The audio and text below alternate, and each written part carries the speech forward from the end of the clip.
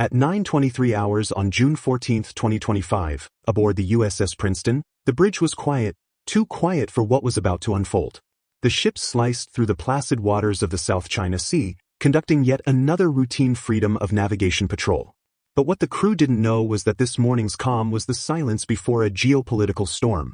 A faint radar contact flickered on the Spy 1D screen, then locked in.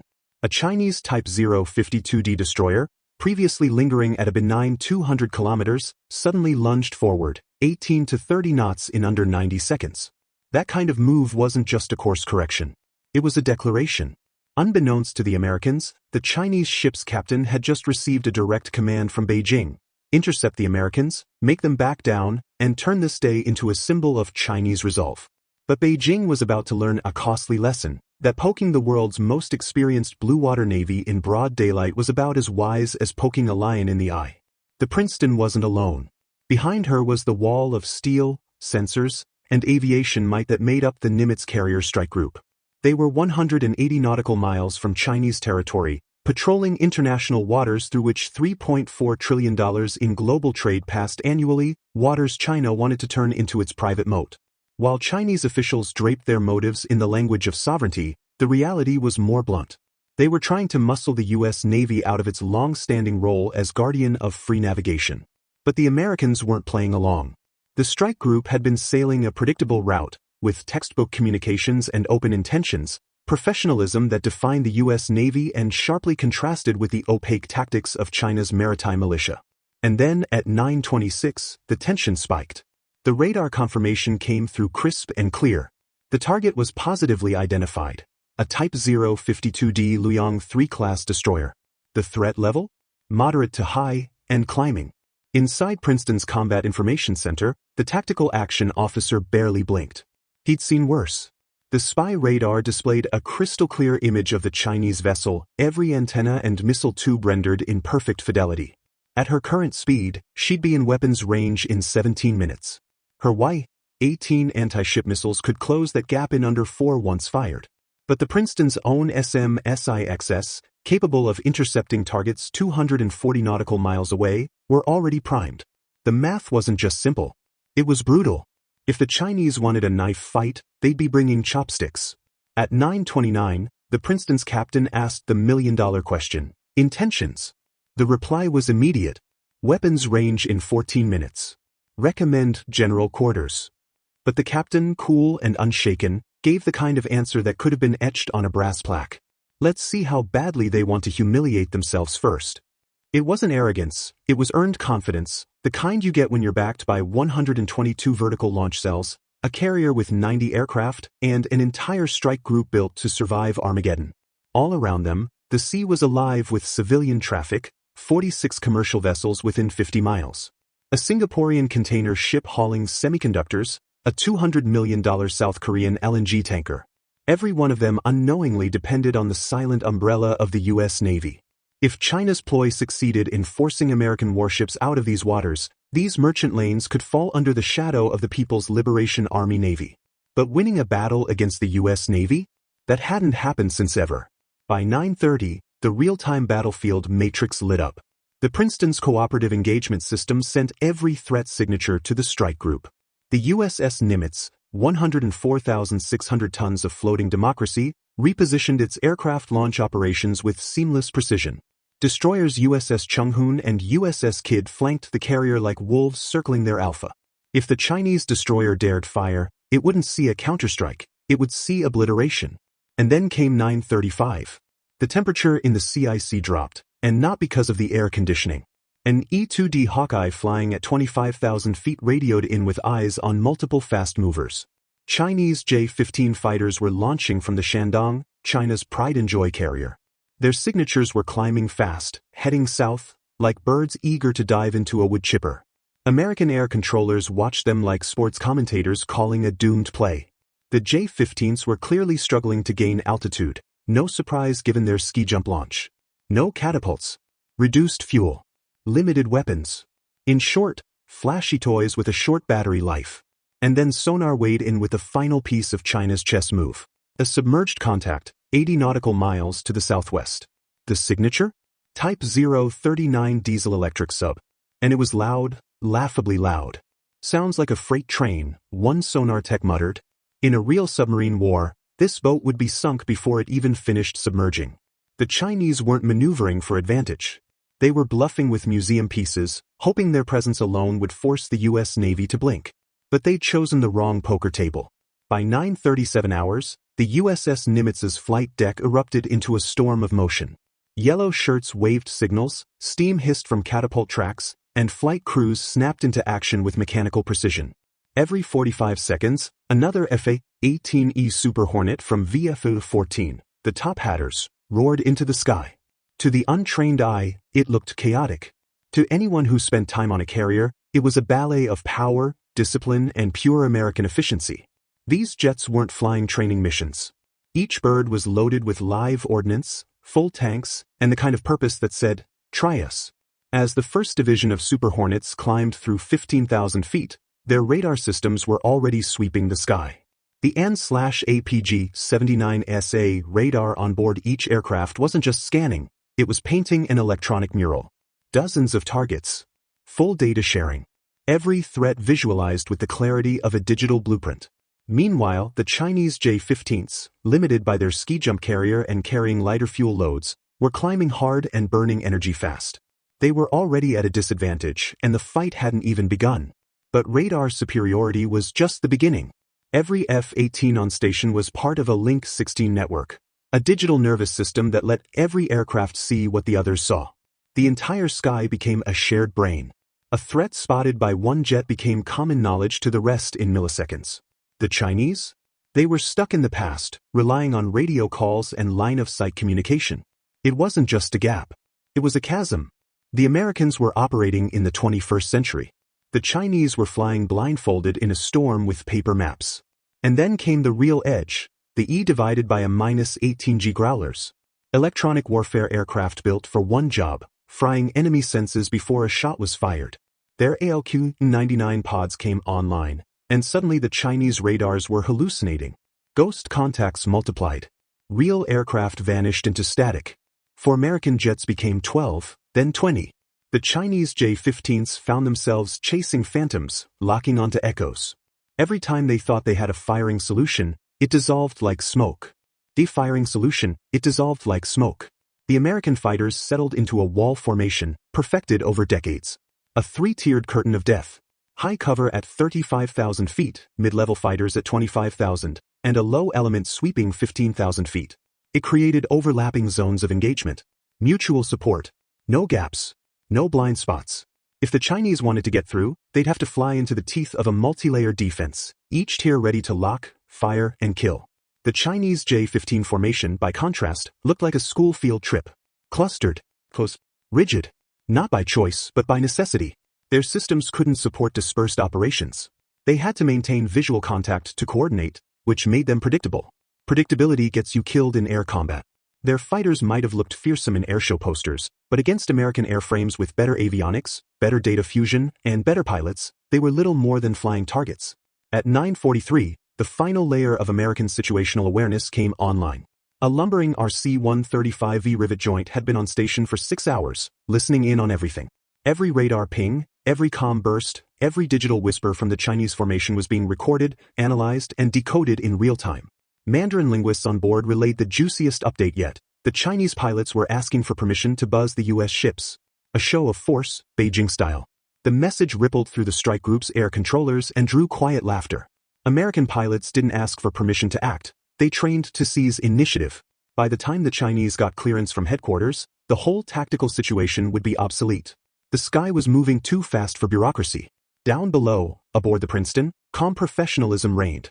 Her spy radar tracked the Chinese destroyer like a hawk watching a rabbit. The Type 052D was now firmly within Princeton's targeting parameters. Her fire control systems had a solution ready for every known missile threat. The destroyer's profile lit up like a Christmas tree on the radar display.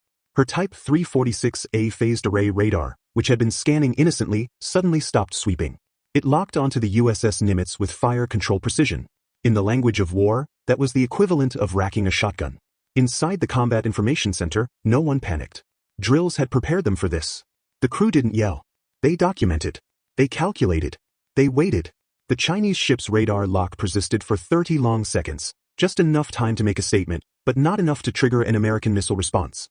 It was a game of inches, and the Chinese were towing the line with a grin. But in this kind of game, grinning at a lion doesn't stop it from pouncing.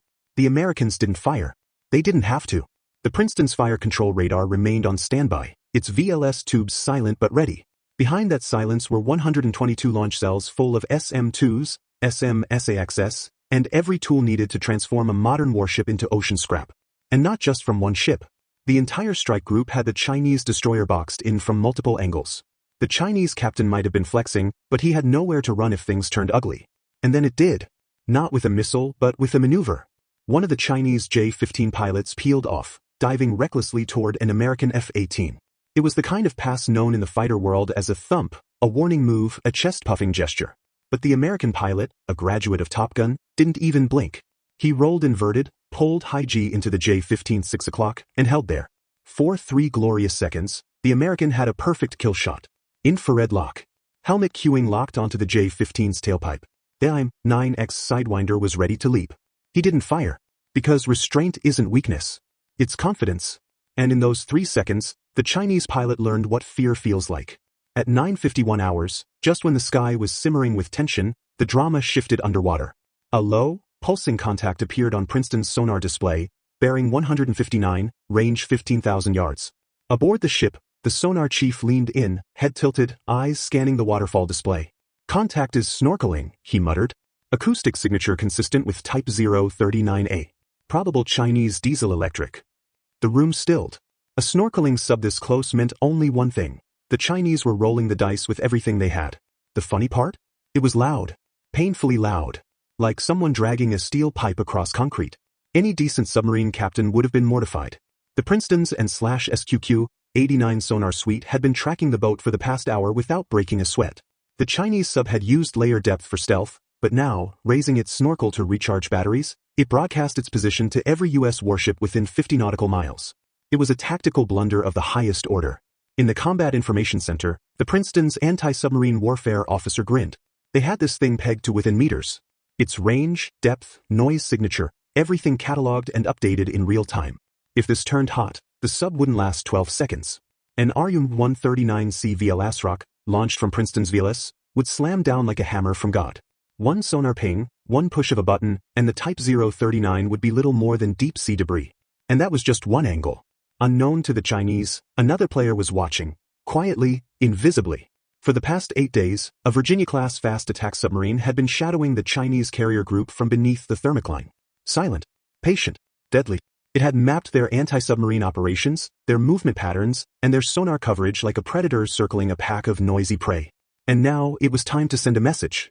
At 15:47, as the sun began to dip westward, the Virginia-class sub did the unthinkable. It surfaced. 6 nautical miles from the Chinese carrier Shandong, a black sail rose from the ocean like a leviathan. Salt water poured off its hull in glittering cascades. For a moment, it simply sat there, hulking, silent, visible. Lookouts on the Shandong stared in disbelief. Officers grabbed binoculars. Cameras snapped. A warship that had been hunting them without their knowledge had just announced itself with the subtlety of a slap. It wasn't aggression, it was psychological warfare. The message was brutally simple: we've been here the whole time. If this had been a war, your carrier would already be at the bottom. Your escorts would be dead. Your entire formation compromised before the first radar blip. After 90 seconds, just long enough for every Chinese ship to confirm what they were seeing, the submarine slipped silently beneath the waves, like a ghost leaving a message behind. Back in the air, the American fighters were doing what they were built for, fighting with efficiency and dominance. The J-15s, burdened by their ski-jump launches and fuel-draining climb profiles, were now in trouble. Every second in the air drained their tanks. Every turn burned fuel they didn't have. And every maneuver against an American pilot brought them closer to bingo, minimum fuel needed to return to base. Dogfights weren't happening in the traditional sense. The American strategy didn't rely on showmanship. It relied on superiority layered with precision. The wall formation had established kill zones, backed by radar locks and real-time data fusion. Each J-15 that broke formation was tracked, predicted, and countered before it even completed its maneuver. The Growlers maintained electronic suppression, warping the Chinese radar picture like a shattered mirror. The J-15 pilots were flying into illusions, reacting to ghosts, firing at shadows. One by one, Chinese fighters began to peel off. Not in triumph, but in quiet, urgent retreat. They were running low, on fuel, on options, on courage. Many had never seen the bingo fuel warning light come on outside of a simulator. Now, it glared red in their cockpits like a silent judgment. They turned tail. The air controllers aboard the USS Nimitz watched them go. No cheers. No jeering. Just quiet acknowledgement of a job done right. Dominance wasn't about how loud you could scream. It was about how decisively you could make the other side fall silent. But China wasn't finished yet. They still had one piece on the board, and they were about to make their final, most desperate move. At 1,600 hours, the horizon to the west shimmered under the late afternoon sun, painting the South China Sea in gold, but the air above it was anything but peaceful. High above the waves, American dominance had already made itself known, but the final act was still to come. If the earlier dance was a warning, what followed next was the exclamation point. At 14:30 sharp, the USS Nimitz launched its largest single-flight operation in years. The flight deck was a blur of motion and controlled aggression. Deck crews in color-coded jerseys sprinted across steam-soaked surfaces, catapults fired in rhythmic thunder, and aircraft after aircraft clawed into the sky like a storm rising. 48 aircraft, Super Hornets, Growlers, and E-2DS, ripped into the blue, their engines howling like unleashed fury. This wasn't just a show of force. It was the kind of operation that had toppled regimes and secured oceans. The air filled with American metal, the roar of power, and the scent of jet fuel. Above it all, command and control was flawless. Each pilot knew their role, their targets, their timelines. Growlers were first to engage, though not with missiles, but with electrons. Their ALQ-99 jamming pods dialed up to full power, and Chinese radar systems began to crumble. On the Shandong, screens lit up like kaleidoscopes of chaos. Ghost contacts surged across displays. Real aircraft disappeared into static. The entire air defense picture became meaningless. Targets multiplied, jumped sectors, merged into impossible formations. Chinese operators were forced to make a brutal decision: defend against everything and risk overreaction, or defend against nothing and hope it was a bluff. Neither option was survivable. Amid this fog of electronic war, the Super Hornets carved paths of discipline and lethality. Their /APG-79 radars painted the J-15s with terrifying clarity. Each lock was precise. Every maneuver calculated. The American jets weren't just faster, they were connected, coordinated, and unshakably lethal. As J-15s tried to re-engage, they found themselves reacting to threats already gone. Even those that managed visual contact were boxed in by overlapping fire zones, flanked by unseen predators, and herded back toward their floating airstrip with rapidly draining tanks. The American pilots didn't press the kill switch, not because they couldn't, but because they didn't need to. This wasn't a brawl.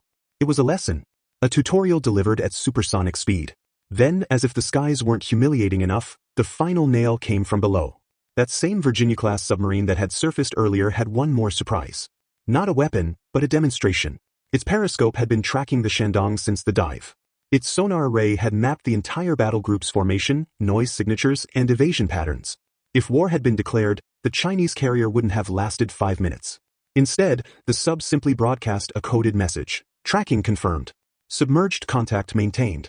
Noise signature clean. Translated: we see everything and you never saw us. Back on the surface, the destroyers USS Chunghoon and USS Kidd tightened their position around the Nimitz, now acting as a fortress for the crown jewel of the strike group. Each destroyer brought its own sensors, its own layered missile systems, and its own threat matrix to the table. The cooperative engagement capabilities synced them all, no gaps, no blind spots. If the Chinese destroyer still had fantasies of making a move, this was its moment to reconsider. Then, the sonar net lit up again, this time, with a signal that chilled even the most veteran watchstanders. The Chinese submarine had raised its snorkel again. "He's making noise like a lawnmower with a hangover," the sonar chief said dryly. The room chuckled, but no one missed the implications. That snorkel confirmed 2 things. 1. He was still nearby. 2. He still didn't understand the danger he was in. Had this been an engagement, the American sub would have already put a Mark 48 torpedo up his tailpipe. But it wasn't war. Not yet. Which is what made this all so exquisitely dangerous. By 16:23 hours, the game was over. The Chinese formation, now battered not by missiles but by exposure, confusion, and humiliation, began its slow, deliberate withdrawal. The J-15 fighters, most of them running on fumes, limped back toward the Shandong in silence. Emergency fuel lights blinking red. Landing gears extended early. A few landed heavy, catching the cables harder than expected. One nearly missed the deck entirely. Ground crews scrambled, not to rearm, but to refuel and assess what went wrong. The answer? Everything. Official Chinese communications released hours later would call it a successful regional training exercise. But every sailor who was there, on either side, knew the truth. Beijing had sent its warships to intimidate, to posture, to create a spectacle of resolve. Instead, they'd encountered a wall of firepower, technology, and professionalism that exposed every weakness in their doctrine. They had hoped to provoke caution. They got a clinic in dominance. On board the USS Princeton, the logbooks were thick with data. Timestamps, bearing lines, radar emissions, acoustic fingerprints, evidence of a textbook escalation attempt and a masterclass in measured deterrence. The crew didn't celebrate. They didn't spike helmets or chant victory. They just logged, filed, and moved on. For the U.S. Navy, this wasn't unusual. This was Tuesday. The Princeton's captain stood quietly at the bridge wing, eyes fixed on the fading radar contacts of the retreating Chinese vessels. His voice, low but firm, broke the silence. Tell CIC to stand down from general quarters. Maintain condition 3. His XO nodded. Around him, sailors returned to their stations, some stretching, some sipping coffee. The tension evaporated like mist in morning sunlight. Far below, the Virginia-class submarine once again resumed its silent vigil, fading into the depths with the quiet certainty that it would be back if needed. On the surface, the Nimitz Strike Group resumed its slow patrol, unchanged, unshaken, and undeterred. The merchant traffic that once skirted nervously now moved freely again. The Singaporean container ship plotted its original course. The South Korean LNG tanker signaled its gratitude over a civilian channel. None of them would ever see the full scope of what had just happened, but all of them owed their continued journey to it. As the sun dipped behind the horizon, painting the ocean in deep reds and purples, the strike group held formation like statues on water. The sea was calm but charged. It had witnessed something ancient, two empires staring each other down, one blinking, the other not. The message was sent without a single missile fired. To the untrained observer, nothing had changed. But in the minds of everyone who watched from Beijing's satellite feeds, listened from dimly lit control rooms, or read classified after-action reports, the truth echoed louder than any explosion. This ocean, at least for now, did not belong to Beijing. It never did. And the United States Navy had just reminded the world, without a shot fired, why that will not change anytime soon.